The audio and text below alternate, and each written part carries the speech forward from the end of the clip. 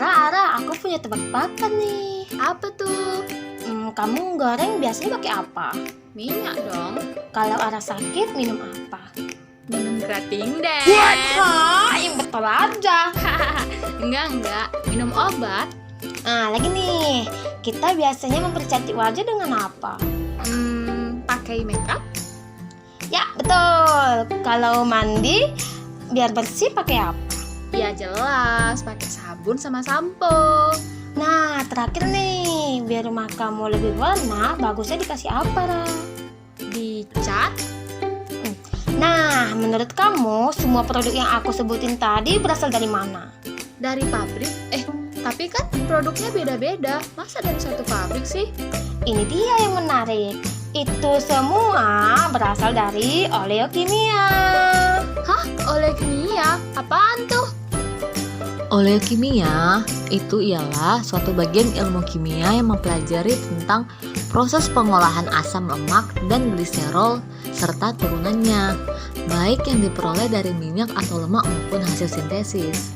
Nah, oleokimia juga berarti senyawa turunan minyak atau lemak yang dihasilkan melalui proses kimia, seperti halnya bahan kimia petrokimia yang ditunjukkan dari minyak hidrokarbon. Bahan dasar oleokimia diproduksi dari reaksi pemecahan atau pemisahan dan reaksi lebih lanjut dari minyak atau lemak. Ada 4 oleokimia dasar, yaitu fatty acid, fatty alcohol, methyl ester, dan gliserol. Nah, dari keempat oleokimia dasar ini akan diolah dan diproses sedemikian rupa hingga menghasilkan produk-produk yang dapat kita jumpai di kehidupan sehari-hari kita ini. Kita sering mendengar kata minyak, lemak, ataupun fatty. Tapi apakah kita tahu apa itu lemak? Lemak merupakan senyawa organik yang memiliki kelarutan rendah dalam air, larut dalam pelarutan polar seperti kloroform, benzo, atau ether. Lemak tersusun atas atom C, H, dan O. Minyak atau lemak secara umum merupakan trigliserida yang mengandung gliserol dan asam lemak, baik jenuh maupun tidak jenuh. Pada umumnya, gliserida dapat berwujud padat maupun cair. Hal ini tergantung dari komposisi asam lemak yang menyusunnya. Dalam pemakaian secara umum, trigliserida yang berbentuk padat atau semi padat pada suhu ruangan disebut dengan lemak. Sedangkan yang berbentuk cair pada kondisi yang sama kita sebut dengan minyak. Minyak merupakan trigliserida yang kaya akan asam lemak tidak jenuh, seperti asam oleat dan linoleat. Sedangkan lemak merupakan trigliserida yang kaya akan asam lemak jenuh, seperti asam stearat dan palmitate. Fat splitting merupakan hidrolisis trigliserida dari lemak dan minyak dengan kenaikan temperatur dan tekanan menghasilkan asam lemak dan gliserin. Fat splitting adalah sebuah reaksi homogen yang terjadi secara bertahap.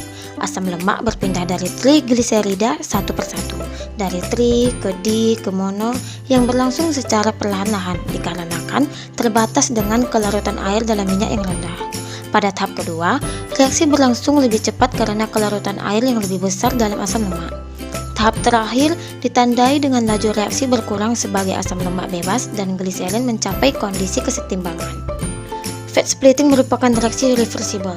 Pada titik kesetimbangan, tingkat hidrolisis dan reesterifikasi adalah sama. Proses Twitchell merupakan proses pertama yang dikembangkan dalam pemisahan lemak. Proses pemisahannya menggunakan reagen Twitchell dan H2SO4 sebagai katalis dalam hidrolisis. Reagennya adalah campuran dari oleik atau asam lainnya dengan naftalen tersulfonasi. Sejarah proses Twitchell. Ernst Twitchell bersama dengan Ralph Potts adalah pelopor dalam industri oleokimia. Meskipun Potts sering disebut sebagai bapak dari industri oleokimia, Ernst Twitchell jelas merupakan kakek dari industri oleokimia. Tanpa penemuan pemecahan lemaknya di akhir tahun 1890-an, metode untuk menghasilkan bahan baku untuk distilasi dan modifikasi mungkin belum dikembangkan sampai sejauh ini. Pada tahun 1886, Twitchell menerima posisi di perusahaan Lilin Emery sebagai kimiawan dan manajer umum. Di sini, ia mengembangkan dan menyempurnakan metode Twitchell untuk pemecahan lemak. 5 paten Amerika Serikat dikeluarkan. Lalu, Twitchell juga menerima paten untuk esterifikasi gliserol dengan asam lemak demi menghasilkan triasil gliserol. Pada tahun 1898, ia menggambarkan katalis sebagai asam oleat yang diolah dengan asam sulfat pekat dan naftalena. Katalis inilah yang disebut dengan reagen Twichell. Cara membuat reagen Twichell yaitu lemak cair diperlakukan dengan 1% katalis, dicampur dengan setengah volume air, ditambahkan ke tangki terbuka. Setelah mendidih selama 12-20 jam, air dan gliserin diambil, meninggalkan lemak, asam yang cocok untuk sabun atau lilin. Meskipun terkenal karena pemecahan lemaknya, Twichell juga menemukan penemuan lainnya di bidang lemak dan minyak.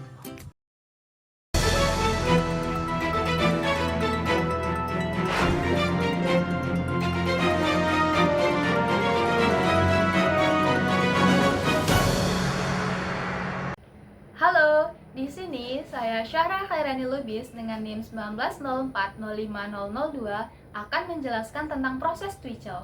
Proses Twichell menggunakan wood lead line atau tong tahan asam. Ke dalam tong dimasukkan lemak, kemudian air dengan jumlah setengah dari lemak, lalu ada H2SO4 dengan jumlah 1-2%, dan terakhir ada reagen Twichell yang jumlahnya 0,75-1%. Semua campuran dipanaskan sampai mendidih pada temperatur konstan. Waktunya kurang lebih 36-48 jam. Prosesnya itu kita ulangi 2-4 kali. Pada setiap proses menghasilkan gliserin dan air. Nah, pada tahap akhir, airnya kita tambahkan lagi guna mencuci asam yang tertinggal. Baiklah, sekian dari proses Twichell. Sampai jumpa. Untuk kelebihannya, pertama, suhu dan tekanannya rendah. Kedua, dapat digunakan untuk skala laboratorium. Dan yang ketiga, investasi awal relatif ringan. Namun, dia memiliki cukup banyak kekurangan. Di antaranya, yang pertama, penanganan katalis butuh waktu lama. Yang kedua, stok bahan baku kurang bagus, harus dirafinasi. Yang ketiga, konsumsi steam tinggi, cenderung berwarna gelap. Yang keempat, lebih dari satu tahap untuk perolehan yang maksimum. Yang kelima, pengendaliannya manual. Lalu yang terakhir, biaya tenaga kerjanya sangat tinggi. Nah, selanjutnya ialah proses autoclave batch. Nah, splitting menggunakan autoclave merupakan proses komersial dalam pengolahan minyak menjadi asam lemak. Metode ini merupakan metode komersial tertua untuk pemisahan minyak yang berkualitas tinggi untuk menghasilkan asam lemak berwarna terang.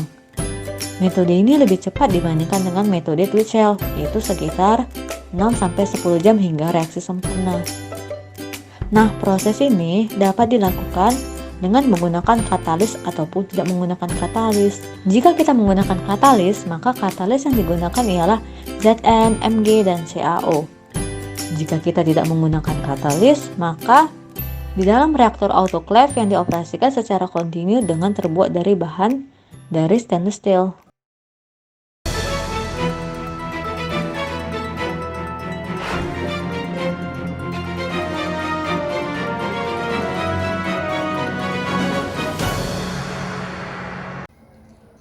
Hai, nama saya Salsabila dengan NIM 1904050058. Di sini saya akan menjelaskan proses autoclave batch. Nah, pertama kita akan menggunakan autoclave dengan bahan antara lain copper atau stainless steel autoclave.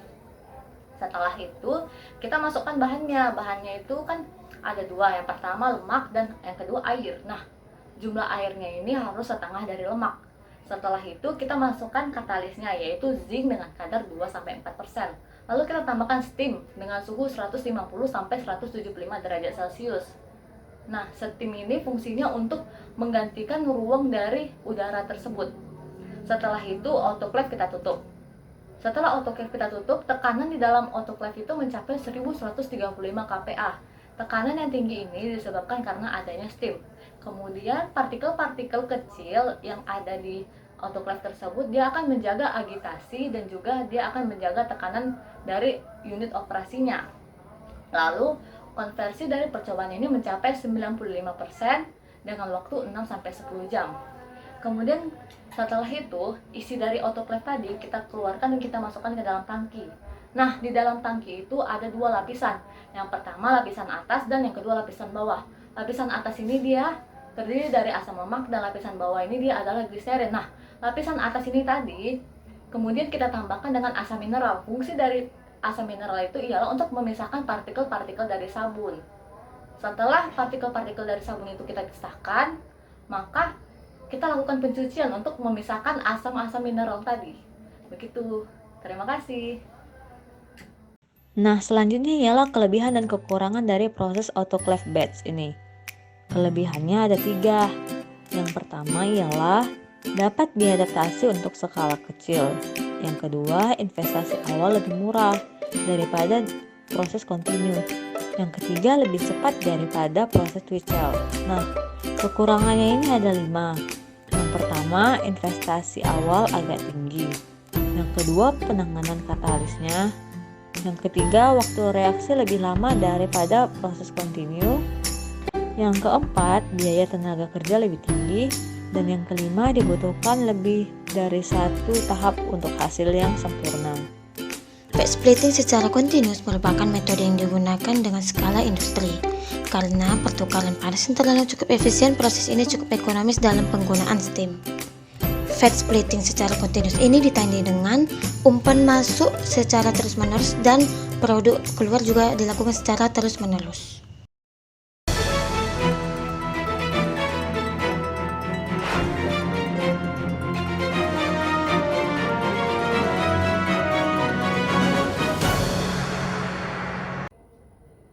Di sini saya Maulisa dengan NIM 1904050003. Di sini saya akan menyampaikan proses batch splitting dengan metode kontinu. Adapun kontinu ini merupakan proses di mana feed masuk dan produk yang keluar itu dilakukan secara terus-menerus. Di sini kita dapat lihat ada lemak masuk ke menara bagian bawah dengan suhu 80 derajat Celcius dan air proses dengan suhu 60 derajat Celcius masuk ke bagian atas menara dan didapat steam. Steam ini kita masukkan secara langsung ke bagian atas dan bawah menara. Ini dimaksudkan agar lemak dan minyak ini bereaksi secara sempurna. Adapun maksud lain dari penambahan steam ini yaitu agar tetap menjaga kondisi suhu dan tekanan proses ini stabil, dan juga dimaksudkan agar air pada proses ini tetap berfasa liquid. Setelah dilakukannya proses ini berlangsung dengan suhu 260 derajat Celcius dan bertekanan 60 atm. Adapun reaksi ini berlangsung selama 2-3 jam. Setelah itu terbentuklah produk asam lemak dan gliserin. Asam lemak keluar dari bagian atas menara dan gliserin keluar pada bagian bawah menara.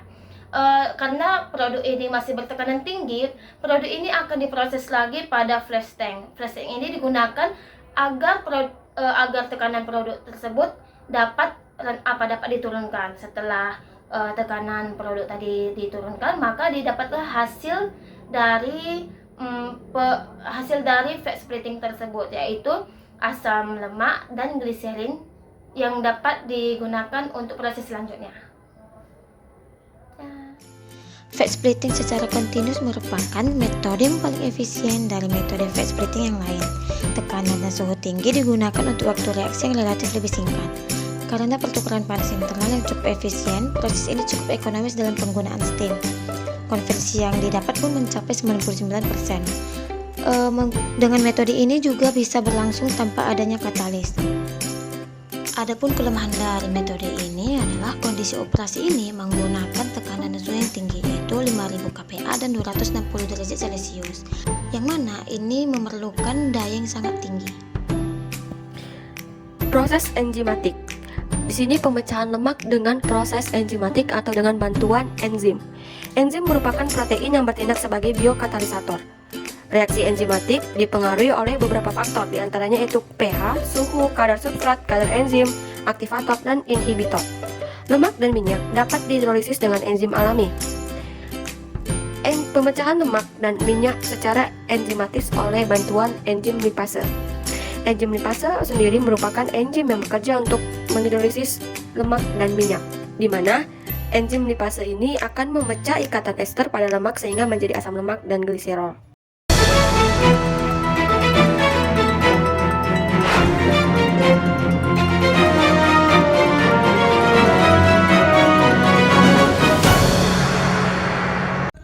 Nama saya Elis 040514. Di sini saya akan menjelaskan reaksi enzimatis, proses enzimatik, di mana di sini proses pemecahan lemak ataupun minyak dengan menggunakan bantuan dari enzim.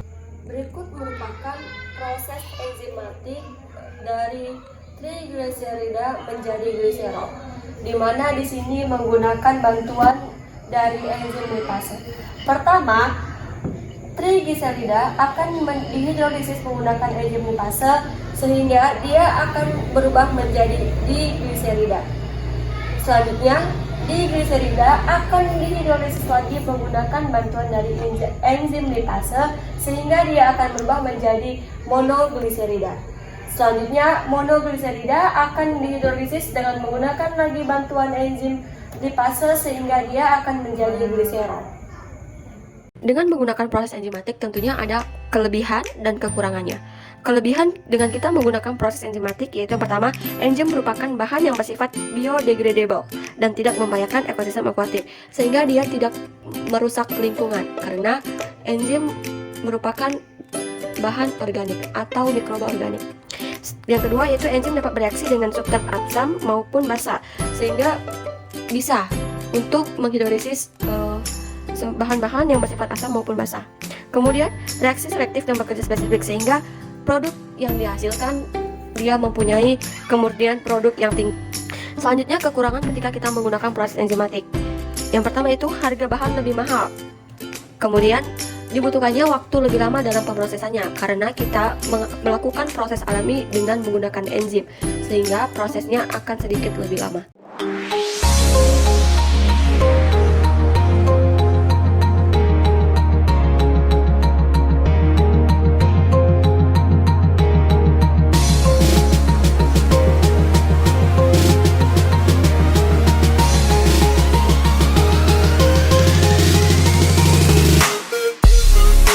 Thank you.